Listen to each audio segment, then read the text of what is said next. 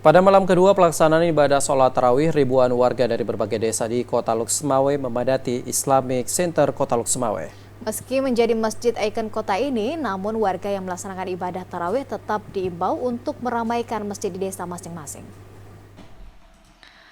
Ribuan jamaah dari berbagai desa di Kecamatan Banda Sakti mulai berdatangan ke Masjid Islamic Center Kota Loksemawe untuk melaksanakan sholat Isya dan salat tarawih berjamaah di malam kedua Ramadan. Masjid Islamic Center yang menjadi masjid ikon kota ini menjadi pilihan warga dalam pelaksanaan ibadah sholat. Untuk malam kedua, jamaah yang hadir diperkirakan mencapai 2.000-an orang. Jamaah mulai berhadir selepas sholat maghrib. Salat tarawih diimami oleh Tengku Zaki Husnadi dan tausiah yang diberikan oleh Sekretaris Dinas Syariat Islam Kota Loksemawe Tengku Ramli Amin.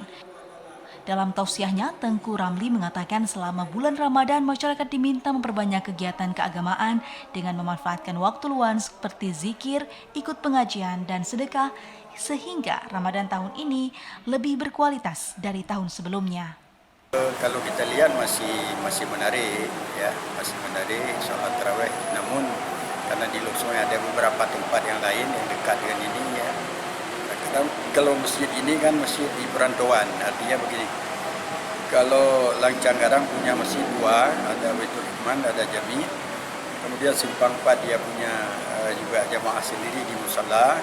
Sedangkan kita Islamic Center ini masuk ke desa Simpang 4. Sebagian juga orang Simpang 4 lebih dekat ke Baitur Rahman, namun banyak juga yang kemari. Terkait jumlah jamaah, Tengku Ramli mengatakan meski kapasitas masjid mampu menampung hingga 45.000 jamaah, namun jamaah diharapkan juga meramaikan masjid di desa masing-masing. Masjid Islamic Center ini merupakan masjid perantauan yang berdekatan dengan 3 desa. Dari Loksemawe, Muhammad Ilyas, TVRI melaporkan.